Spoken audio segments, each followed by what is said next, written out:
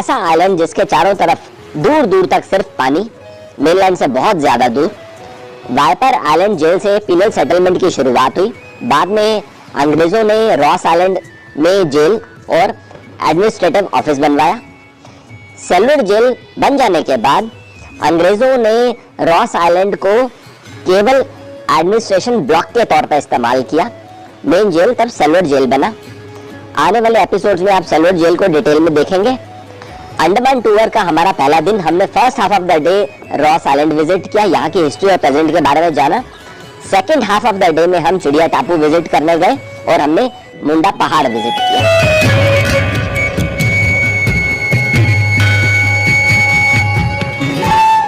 नमस्कार friends, visa to explore में आपका स्वागत है। मैं हूं आपका होस्ट हरीश बाली। इस समय हम अंडमान एंड निकोबार आइलैंड्स की कैपिटल पोर्ट ब्लेयर में है। दिन की शुरुआत हम साउथ पॉइंट से कर रहे हैं। मैं एक ऐसी ऐतिहासिक जगह विजिट करने के लिए आया हूं जहां पर 1943 में सुभाष चंद्र बोस जी ने इस जगह तिरंगा झंडा लहराया था। कितना अच्छा लग रहा है ना।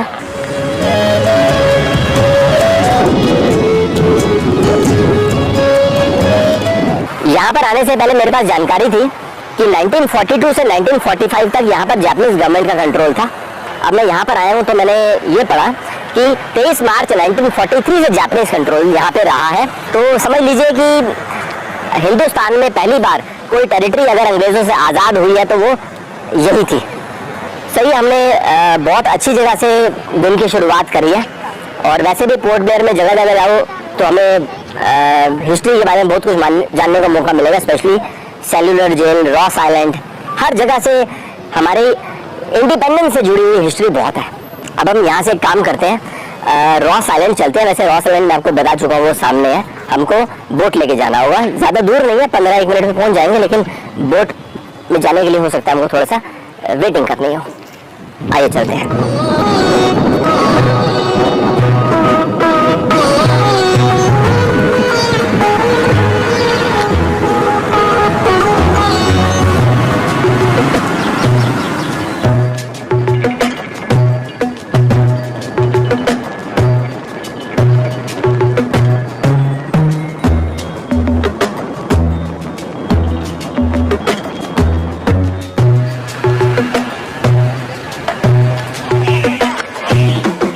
रॉस आइलैंड जाने के लिए हमने टिकट निकाल ली है।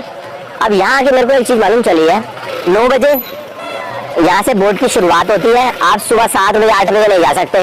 9 बजे, 11:30 बजे, 2 बजे। अगर ज्यादा क्राउड हो जाता है तो ये बोट बढ़ा देते हैं, but as of now, as of today 3 vote जाती है, लास्ट 2 बजे। अब थोड़ा सा टाइम लग रहा था यहाँ पर कि क्राउड इकट्ठा हो उसके बाद जाए, तो मुझे लगा समय बचाने के लिए हम पूरी बोट हायर कर लेते हैं, जिसके लिए हम में से 4 लोग हैं तो हमने 3700 रुपए का चार्ज दिया है। बोट में रहता है भाई। अच्छा, आपको मिलता है भैया?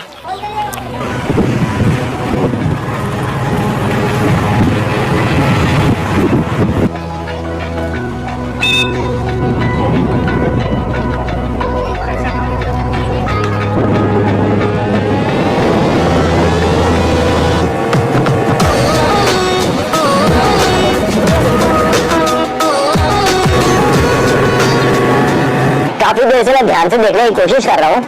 ये पानी का रंग मुझे ऐसा क्यों महसूस हो रहा है जैसे डार्क ब्लू हो, शायद सनलाइट के इफेक्ट। बाकी ये बोलूंगा, मजा तो खूब आ रहा है यहाँ पर आके। ये देखो जी, रॉस आइलैंड हम पहुंच गए हैं। रॉस आइलैंड का जो नया नाम है ना, वो है नेताजी सुभाष चंद्र बोस द्वीप।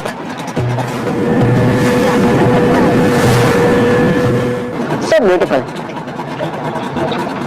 भैया यहाँ पर एक मैडम होती है ना, गाइड करती है। तो आप मिलवा दो हमें।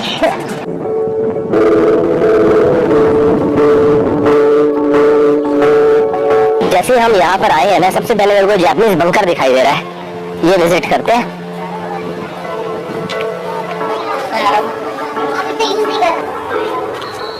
यहाँ पर अंदर अभी पानी भरा हुआ है तो अंदर नहीं जा सकते, अंधेरा है। ये जापानीज बंकर है। वर्ल्ड वॉर 2 की मैंने आपको बात बताई ना, ये वर्ल्ड वॉर 2 के दौरान जापानीज का यहाँ कंट्रोल था। तो this is one bunker we can see. आइए जी।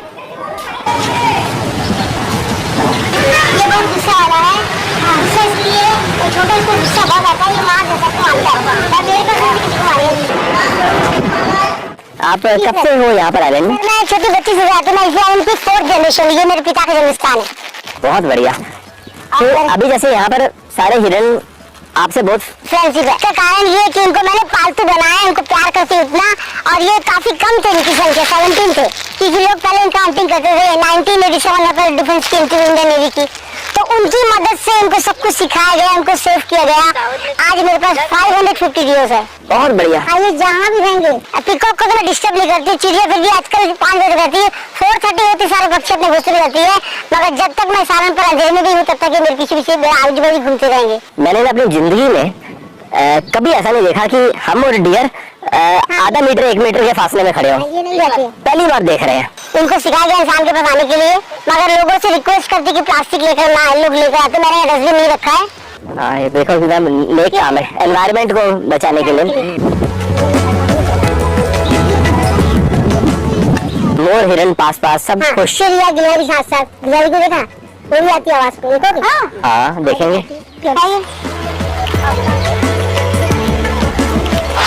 3 फल में जापानीज ने एंट्री ली, 3 इयर्स का रूल किया, 3 साल के भीतर 100 साल का टॉर्चर किया, और 1945 सेकेंड वर्ल्ड वार, उस वर्ल्ड वार में जापानीज ने बॉम्बिंग की, तो इस आइलैंड में अर्थक्वेक आया, भूकंप आया, भूकंप आने से रॉस आइलैंड के पूरे राउंडिंग से 130 एकड़ क्रैक हुए।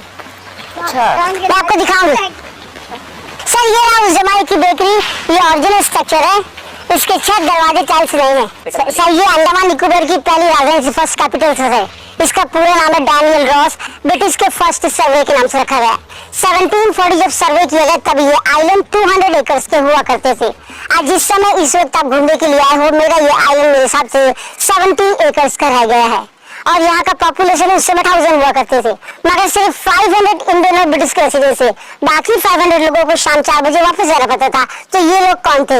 ये वो हिंदुस्तानी थे जो कैदी बनकर वहाँ थे, यहाँ पर काम करने के लेबर बनकर आते थे। काम करने के बाद इन 500 लोगों को शाम को 4 बजे वापस जेल में बंद कर दिया जाता है, और यह रह जाते सिर्फ 500 इंडियन और ब्रिटिश। 1740 में ब्रिटिशर्स पहली बार आए, और 1840 में पहली बार यहाँ पर ऑफिस बनाया। उस दौरान में कैदी रखे जाते थे वाइपर में रखे जाते, फिर उसके बाद रॉस में जाना डायरेक्ट, उसके बाद सेलर जेल।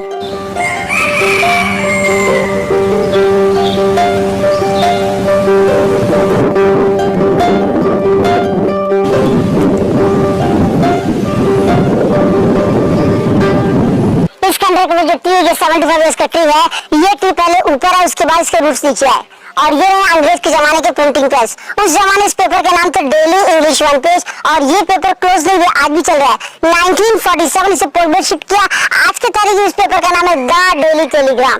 आज भी इंग्लिश और हिंदी में चली सरकार चला रही है। अगर ये प्लांटेशन को निकालोगे स्ट्रक्चर गिर जाएंगे, स्ट्रक्चर को बचाने का हम रिपेयर कर रहे हैं। क्यों कर रहा है दिखाते? हाँ जी दिखाइए सर। ये बिल्डिंग स्ट्रक्चर आम स्ट्रक्चर से अलग है, इसमें बम बिगड़ तो बिल्डिंग नहीं गिरेगी, आज मैं कहती जब तक जिंदा हूँ कहती रहूंगी। ये इंसान के द्वारा विनाश हुआ ज्यादातर, नेचर तो किया थोड़ा मोड़ा, इंसान ज्यादा किया। पहले ब्रिक्स के वॉल बनाए गए, आयरन का पेड्स दिया गया, फिर ब्रिक्स के वॉल दिए गए, आयरन वॉशर बोल्ट और नट से बनाए गए। उनको पता था अंडमान निकोबार भूकंप जोन जगह है, हमेशा अर्थक्वेक आता है, इसलिए इतना महंगा बिल्डिंग बना। और देखिए 3 ब्लैक स्पॉट लगे हुए, वॉशर हेडबोर्ड लगा हुआ है, इसका आज भी 200 साल का लाइफ है। अच्छा वो आयरन आपको पता है? हाँ जो आयरन का बोर्ड लगा है, देखिए परी नीचे आजा, चक बुला लियो तो दोस्तों बुला लियो। आप तो गिलहरी से बात करते हो, हाँ, से बात करते हो, इसलिए इंसान में दोस्त नहीं मिला सर, क्या करूं? परी नीचे आ, नीचे के मम्मा को दोस्त का इधर तक नीचे आ, दोस्तों बुला, अब दोस्तों बुला, आ नीचे बेबो नीचे आजा, आ कहाँ गए सारे बच्चे तेरा? सिर्फ पार्टनर दे बेटिया, सब नीचे आओ, आजा सब माँ बाप क्या आवाज करके भी आई।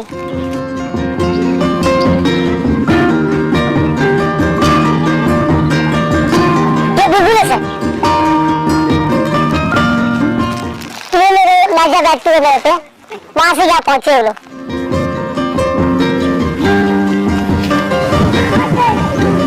सर ये रहा स्टीम बॉयलर, इसे 1840 में इंग्लैंड से लाया गया। 1840 इलेक्ट्रिसिटी में तो इन लोगों ने सी वाटर को स्टीम और फिल्ड करके वायर का डिस्टिल वाटर में कन्वर्ट करते थे। उस जमाने इलेक्ट्रिसिटी में तो उठ फाड़ कोयले का इस्तेमाल किया। ये रहा फायरिंग पॉइंट, आग जलने की जगह, और सारे फिल्टर में पानी।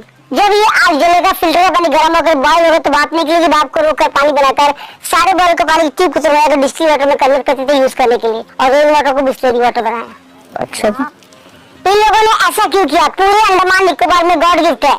समुद्र के किनारे लैंड पर 10-15 का डील करोगे स्वीट वाटर। अंग्रेज ने अपने जमाने में इस आइलैंड के चारों तरफ 12 कुएं खोदे और हम आज 6 का इस्तेमाल कर रहे हैं। 6 का आज हमें क्यों मिला? क्योंकि जब 1987 ये डिफेंस को दिया गया, डिफेंस ने सारे वेल की मेंटेनेंस की और पानी का इस्तेमाल किया। हम उसको पीने के लिए, बाथरूम के लिए यूज करते हैं, एक्वागार्ड में आता पानी। तो आज हम उसी 6 वेल का इस्तेमाल कर रहे हैं। मगर फिर भी अंग्रेज ने ये बना तो क्यों बना? क्योंकि अंडमान निकोबार में अंग्रेजों को 2 चीज से डर लगता, पहला मॉस्किटो, दूसरा पानी। यहाँ के मॉस्किटो काटे मलेरिया, मजा तो यहाँ के पानी से स्किन डिजीज। अपना स्विमिंग पूल कैसे बना और देखिए आपके पीछे, ये देखिए वो नीचे अपने आप साफ होगा, अपने आप भरेगा, अपने आप साफ होगा, अपने आप कैसे भरता है। इसकी डीपनेस है 4 फीट, 3 फीट, 2 फीट की है और ये स्वीट वाटर नहीं सॉल्ट वाटर है। जब ये भर जाए गोरे से बंद करते हैं। स्विमिंग करने के बाद जब पानी गंदे हो, लो टाइप पर ये को दोबारा ओपन कीजिए, पानी अपने आप भर जाते, बिना आदमी का काम हुआ। अब इतना सब कुछ एक सावरकर जी के बारे में सुनिएगा। सर सावरकर जी वो इंसान जो इस दुनिया में दोबारा जन्म नहीं लेगा। ऐसा व्यक्ति बार बार नहीं, सिर्फ एक बार जन्म लेता है। वो जन्म ले चुका, जा चुका, उसका जन्म दोबारा कभी नहीं होगा। अंग्रेज की एक ही इच्छा थी, सावरकर जी अपनी आंखों से आंसू बहाए। सावरकर जी को कितना भी टॉर्चर कर मुस्कुराते थे, उसका मुस्कुराना अंग्रेज के लिए जहर का काम करता है। कहा जाता है कि अंग्रेज था जो सावरकर जी को बहुत टॉर्चर करते थे, अचानक उसका ट्रांसफर हो गया। उस बोर में सामान बांध कर निकल पड़ा, मगर आधे घंटे के बाद देखा गया सामान लेकर वापस आ रहा है। अपने सामान को पटकर कैदी को बोला सावरकर किधर है? तो उस कैदी ने बड़े सम्मान पूर्वक सावरकर जी का काम करे। इस सामान को पटक के दौड़ते हुए गया, खड़े होकर कहने लगा, तो किस मिट्टी का बना है? क्या तेरे शरीर में पानी नहीं है? तुझे माँ ने जन्म नहीं दी, तू रोता क्यों नहीं है? तो सावरकर जी मुस्कुराते हुए उसके करीब आए। 1 सेकंड के बाद ठहर कर उस संदेश के कंधे में हाथ रखकर संदेश को जवाब दिया, अगर तुझे मेरी आंख में आंसू देखना तो तुझे एक बार हिंदुस्तानी बनकर जन्म लेना होगा। जिस दिन तुम हिंदुस्तानी बनकर जन्म लोगे, इस धरती पर पैर रखोगे, अपने आप को खोलोगे, आंसू दिखाई देगा, क्योंकि मेरी आत्मा रोती है, मेरी आंखें नहीं, और मेरी आत्मा को मेरा हिंदुस्तानी देख सकता। कहा जाता है इस शब्द का मीनिंग जानने के बाद वो अंडमान निकोबार आने की हिम्मत नहीं कर पाया। आने वाले एपिसोड्स में जब आप सिल्वर जेल पे डॉक्यूमेंट्री देखेंगे तो आपकी आंखें भर आएंगी। किस प्रकार प्रिजनर्स पे अत्याचार किया जाता था। हमने वीर सावरकर जी का सेल भी विजिट किया। सेल के बाहर मैंने 2 दरवाजे नोटिस करे, जिससे कि वीर सावरकर जी किसी भी तरह से प्रिजन से बाहर आ ही ना सके।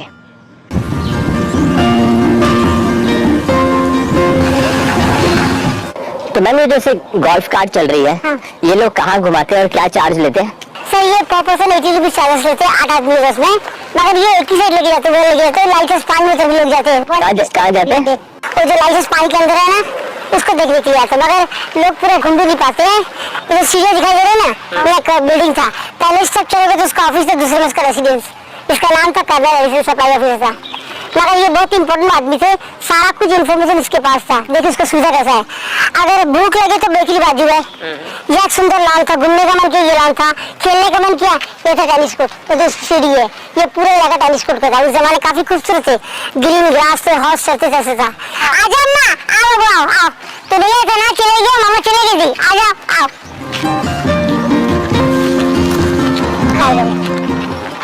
कुछ नहीं बनाओ, ले रहे अपने, कुछ भी करता, आराम से खाता है ना। अच्छा हीरो खिलाओगे?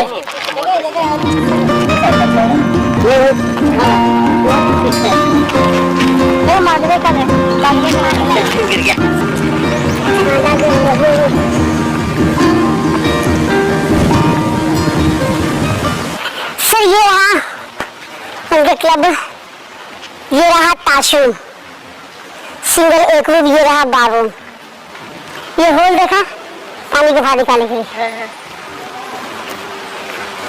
इसको रिपेयरिंग कर दिए थे, सुनामी गिरा दिए। तो ये है अंग्रेजों का क्लब? यस सर, छोटे स्तर के। ये ताशरूम थे, वो बाथरूम था। ये यहाँ तो अंग्रेज खुद भी आए, उनकी फैमिली को भी लेकर रहे? हाँ फैमिली से। वो डांसिंग फ्लोर है सर। अच्छा है। डांसिंग फ्लोर ये बैठने की जगह था, पानी भरते यहाँ जा सकते थे। ये ऊपर था, फ्लोर था, मामा टिक्के फ्लोर थे। हाँ इसके ऊपर फ्लोर नाश्ते से। अंग्रेजों ने यहाँ पर अपना टॉर्चर हो रहा है और इधर ताश चल रही है। हाँ वो तो बाथरूम करे 3 रूम है।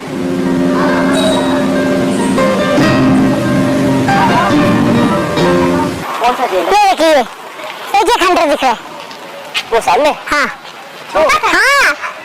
अच्छा। तो उसी में हाथ पैर में चेयर सामने स्टील वाला उसी में रहते थे। ये ऑफिस रूम था उनका। मुझे पे ना सीढ़ी से जाने के लिए। आप ऐसे हमको बता रहे थे ना कि कैदी पोर्ट ब्लेयर से आते थे यहाँ पे। हाँ, पहले बैरक जैसा था, बाद में जेल बनाए। जब ये कैपिटल नहीं बना ना, इसको बैरक जैसा बना छोड़ देते थे, बंद कर देते, बाद में जेल बनाए। ये कौन से पीरियड में यहाँ पे जेल फंक्शनल था? सर ये 1840 के बाद वैसे वाइसराय बनने के बाद यहाँ गया। पीरियड में एडमिनिस्ट्रेटिव ब्लॉक बना। हाँ। कि अंग्रेज यहाँ से कंट्रोल करेंगे। हाँ। जेल भी उसी समय बना। उसी समय बना दिया, उसी समय इसको बना दिया। लेकिन यहाँ नहीं बना था, बनता जब बनना शुरू हुआ था, ये पूरा पूरा पूरा का पूरा जेल था। अंडमान निकोबार वैसे तो पूरे बाहर कंट्री के लोगों को पता था, अंडमान निकोबार ऐसी जगह पर स्थित है, कोई भी कंट्री वाला इसको कैप्चर करके यहाँ बैठकर पूरे वर्ल्ड में हुकूमत कर सकता है। और रॉस आइलैंड अंडमान निकोबार का माउथ है, किसी भी आदमी को आना है जाना है इसी आइलैंड को क्रॉस करेगा, इसलिए चूज किया उसने इसको। जिसे बाहर से जो आ रहा है उस पर भी नजर है, उस पर नजर है, यहाँ से कोई जा रहा है उस पर नजर भी नजर है। है। ये था मैं हिंदुस्तान की फर्स्ट लेडी जिसको मिला है। अच्छा, क्या लिखा है इस पे? ये सिंकन अवार्ड है, कुछ अच्छे का ऐसा काम करना जो बहुत अजूबा हो, उसके लिए मिलता है। बहुत खूब। हम ना यहाँ से निकल रहे हैं, तो आपको बहुत धन्यवाद, आपने समय भी दिया, और बाकी मेरी छोटी सी जो डोनेशन थी वो मैंने आपको दी। तो मैम मेरे को मना कर रहे थे हमें कुछ मत दो, तो मैंने बोला कि मैं आपको नहीं दे रहा, ये मैं उस काम के लिए दे रहा हूँ जो आप काम ऑलरेडी कर रहे हो। क्योंकि देखिए मैं हिंदुस्तान पूरा घूमता हूँ, तो आप जैसे लोग ना मैं बहुत ज्यादा लोगों को नहीं मिला, और आपका जो नेचर है, जिस प्रकार से आप जानवरों से प्यार कर रहे हो और कैसे आपने उनको पाला है, आज आपकी एक आवाज में सारे जानवर इकट्ठे हो जाते हैं और इतने फ्रेंडली हो गए हैं कि अब टूरिस्ट के साथ भी वो फ्रेंडली है। जो चीज हमने कहीं देखी नहीं सुनी, और वो चीज यहाँ पर आके हमने देखा। धन्यवाद।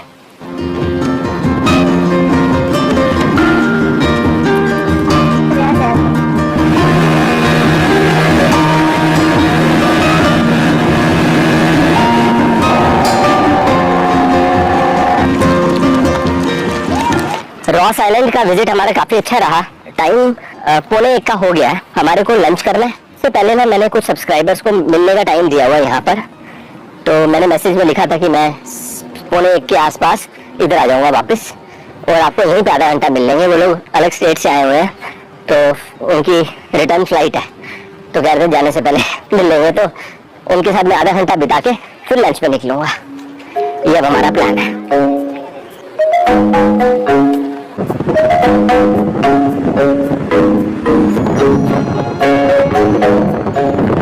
लंच करने के लिए मैं पोर्ट ब्लेयर के मेन बाजार में आया हूँ।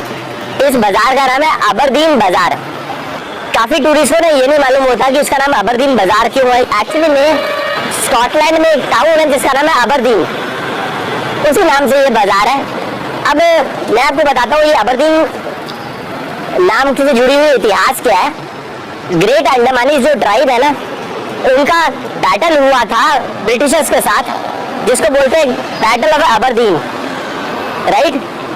तो बैटल ऑफ अबरदीन में अंग्रेज ट्राइब के ऊपर हावी हो गए थे। इसके बारे में आगे चलकर हम और भी चर्चा करेंगे। फिलहाल यहाँ पर मैं आपको घंटाघर दिखा रहा हूँ। ये इंडिपेंडेंस से पहले का घंटाघर है, तो ये लैंडमार्क लोकेशन है अबरदीन बाजार की। कभी भी आप आओगे ना तो आप घंटाघर को लैंडमार्क में ले लो। अब यहाँ पर हम लंच करने के लिए आए हैं। लंच हम सामने कर रहे हैं, लिखा ना होटल कथा बुमन। तो मेन तो यहाँ देखो सब लोग मील खा रहे हैं, तो मुझे पता लगा कर्ड राइस है, तो मेरा मन हो गया कर्ड राइस खाने को। और इस समय दोपहर के समय डोसा वगैरह नहीं मिलता, वो मॉर्निंग ब्रेकफास्ट में मिलता है या शाम के समय मिलता है। Thank you. पहले सांभर टेस्ट कर लेते हैं। लवली, क्या सांभर बनाया है? Very good. मतलब जनरली आप जो सांभर से एक्सपेक्ट कर सकते हो ना, वो हर चीज टेस्ट के अंदर है।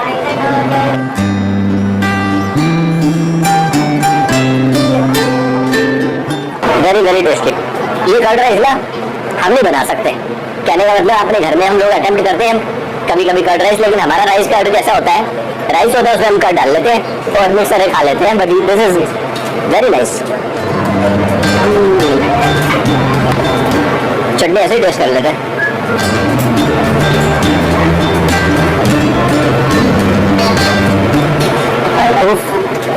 देखिए ये चटनी है तो दाल की, लेकिन दाल के अलावा ना थोड़ा सा प्याज, लहसुन, हरी मिर्च, मीठा तीखा ज्यादा नहीं है, फिर भी फ्लेवर है हरी मिर्च का। और जितना मेरे को कर्ड राइस स्वाद लग रहा था ना, उतनी स्वाद मेरे को चटनी की लग रही है। इनफैक्ट चटनी का स्वाद मेरे को ज्यादा आ रहा है। मजा आ गया, अति उत्तम।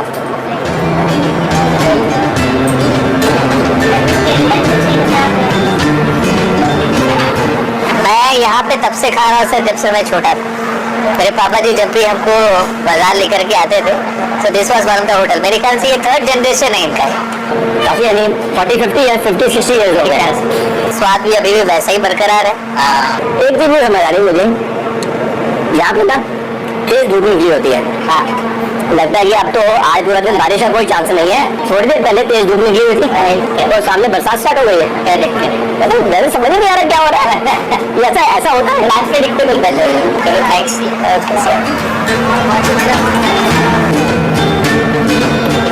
लंच हमारा हो चुका है। अब यहाँ से हम 28 किलोमीटर दूर चिड़िया टापू विजिट करने जा रहे हैं। तो ये सफर हमारा बड़ा खूबसूरत होने वाला है। चलो अब रास्ते में आपको ज्वाइन करेंगे। बरसात है सही, 15-20 मिनट रुकेंगे तो भीग जाएंगे, लेकिन लग रहा है थम जाए तो अच्छी है, नहीं तो देखते हैं। अम्ब्रेला है हमारे पास।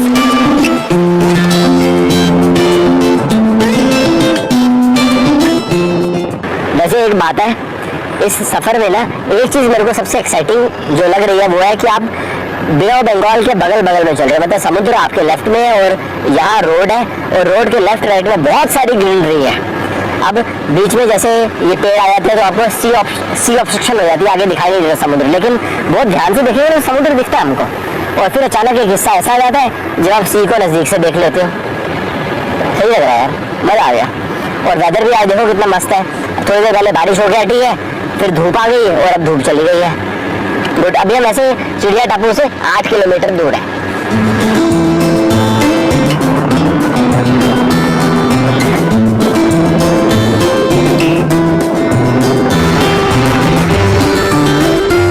हम चिड़िया टापू पहुंच गए हैं।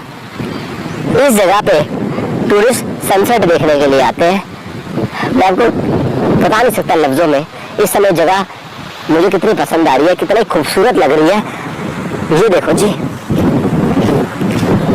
वाओ, सो नाइस यार।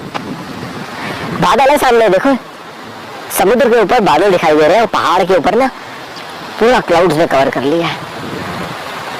सुपर।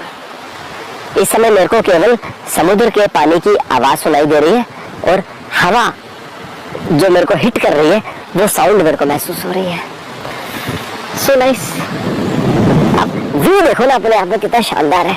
कोई भी टूरिस्ट इस समय नहीं है। लोग यहाँ पे शाम को सनसेट देखने के लिए आते हैं। सुबह जाके ना मुंडा पहाड़ चले जाते हैं। जैसे सामने हम आधा 1 किलोमीटर चले जाएंगे तो मुंडा पहाड़ को हम लोग ट्रैक कर सकते हैं, जहाँ 3:30 बजे का कट ऑफ टाइम होता है। तो एक काम करते हैं, पहले वहाँ चलते हैं, क्योंकि ऐसा ना हो 3:30 हो जाए और हम लोग लेट हो जाए, फिर वापस यहाँ पे सनसेट देखने आएंगे।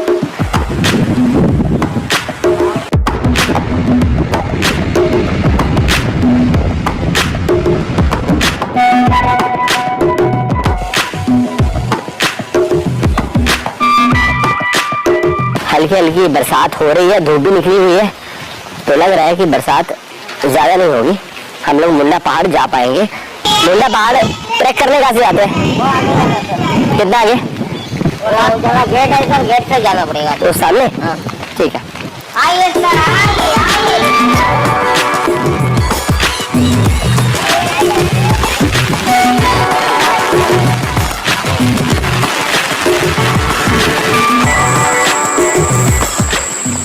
देखो ऐसा है, यहाँ पर आने का जो टाइम है ना, जब ये ट्रैक करते हैं, ये है 3 बजे तक। हम हो गए थे लेट। बड़ा रिक्वेस्ट करने पे इन्होंने बोला कि ठीक है अलाउ कर देंगे, लेकिन 5 बजे तक वापस आ जाना। कहते कि कल कोई टूरिस्ट बोल कर गए आ जाएंगे और शाम को 6 बजे वापस आए। अंधेरा यहाँ 5-5:10 तक हो जाता है।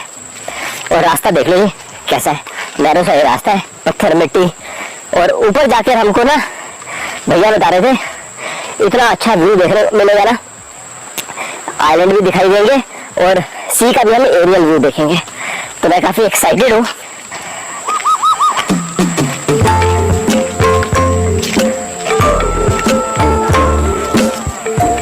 सुबह मैंने शूज पहने हुए थे, अचानक ही जितनी बरसात चल रही थी मैंने कहा सैंडल पहनता हूँ, शूज साथ लेके चलता हूँ।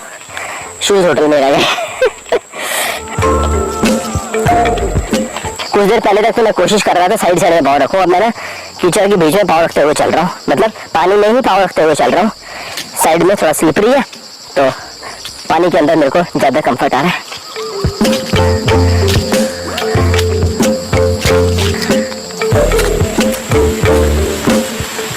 इतने डेंस फॉरेस्ट में चलते रहते ना, ये साउंड जो आ रही है इसको सुनकर समझ में नहीं आ रहा है हवा की है या बारिश की है।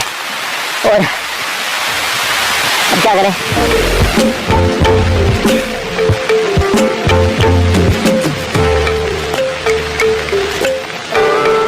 आज मालूम है हमारे साथ क्या हुआ है? अभी हम थोड़ा सा आगे आए थे, तेज बरसात स्टार्ट हो गई, इतनी तेज बारिश की पूछो मत। और हमारा जो छतरी है वो छतरी हमारी 4th पर्सन है हमारी टीम में, मतलब मेरे को मिला के 4 लोग हैं, वो पर्सन के पास चारों छतरी उसके बैग में थी, शोल्डर बैग में। अब कैमरे को ऐसे लेके खड़े थे जैसे कि बिकॉज कैमरे में पानी चला गया तो हमारा कैमरा भी खराब होगा और साथ में अभी तो अंडमान टूर की हमारी शुरुआत ही हुई है। तो ये सोचते हुए हम 15 मिनट वेट किया, पूरा भीग गए। उसके बाद अब क्या करें, तो हमने सोचा एक काम करते हैं, कैंसिल, रिटर्न चलते हैं। तो हमने बारिश में नीचे उतरना स्टार्ट कर दिया। लगभग 10 मिनट से 12 मिनट हम लोग नीचे उतरे। जैसे नीचे उतरे तो बरसात रुक सी गई। मैंने कहा क्या करें यार, ये तो बारिश रुक गई।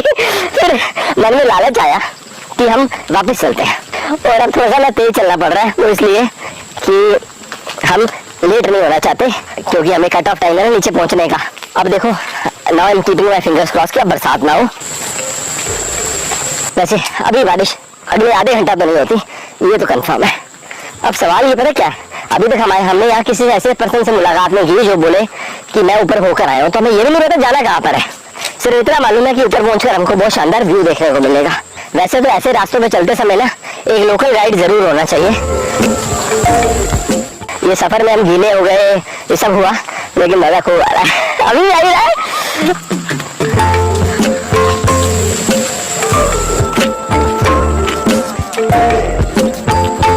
ठीक है, ओहो क्या बात है, सी का कितना प्यारा व्यू हमको यहाँ से देखने को मिल रहा है। अति सुंदर, अति सुंदर, सो ब्यूटीफुल। आइए आगे चलते हैं। ऐसा, अरे वाह, वहां पर खड़े होकर मैं सी देख रहा था, यहाँ से तो व्यू और ज्यादा बढ़िया है। ओह मैन, क्या बात है। आज मैंने सच बताऊं, इससे ज्यादा क्या उम्मीद कर सकता था। क्या देखने को मिल रहा है हमारे को। This is so beautiful, terrific.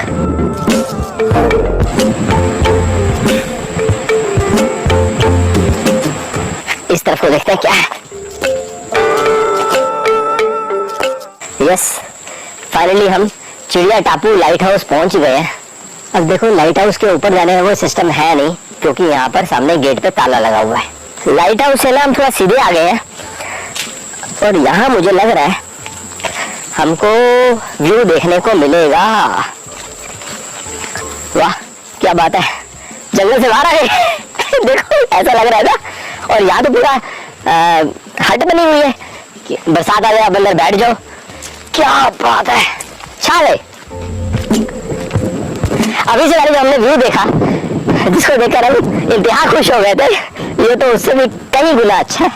आप खुद ही देख लो ना इधर से। ओहो, ये सामने वाला तो नेक्स्ट लेवल है मैन, क्रेजी। उफ, क्या पॉइंट है। तो यहाँ आके तो इतना मैं खुश हो गया हूँ। सामने देखो ये बड़ा सा पहाड़, व्हाट अ नेचुरल ब्यूटी। शब्द ही कम पड़ जाएंगे इस खूबसूरती को बयां करने के लिए। This is really really nice. अब थोड़ा सा आगे देखेंगे। समुद्र को देखकर ऐसा महसूस हो रहा है थमा हुआ समुद्र है। शायद उसका कारण है कि हम हाइट से देख रहे हैं। समुद्र में लहरें उठ रही हैं, लेकिन हमें ऊपर से महसूस नहीं हो रही। मैं काफी ज्यादा गीला हो गया हूँ, क्योंकि हमारे पास अम्ब्रेला नहीं है। मैंने बताया था ना, हमारा 4th टीम मेंबर जिसके शोल्डर बैग में 4 अम्ब्रेला थे, अब लगता है वो जूते में उसके पानी वगैरह चला गया होगा, इसकी वजह से वो वापस निकल गया। तो हम इस समय 3 मेंबर आए हुए हैं, तीनों विदाउट अम्ब्रेला। अपनी चिंता कम है, लेकिन अपने वो गैजेट की चिंता ज्यादा है। आज हमारे कैमरे में पानी चला गया ना, तो ये हमारे अंडमान सीरीज का लास्ट एपिसोड ही होगा। मतलब फर्स्ट टाइम लास्ट, ऐसा हो सकता है। तो हमें बड़ा केयरफुल होना चाहिए। ये जगह ना मैं इतना जरूर बोल सकता हूँ, कम से कम आपके 2 घंटे डिजर्व करती है यहाँ पर आने के बाद।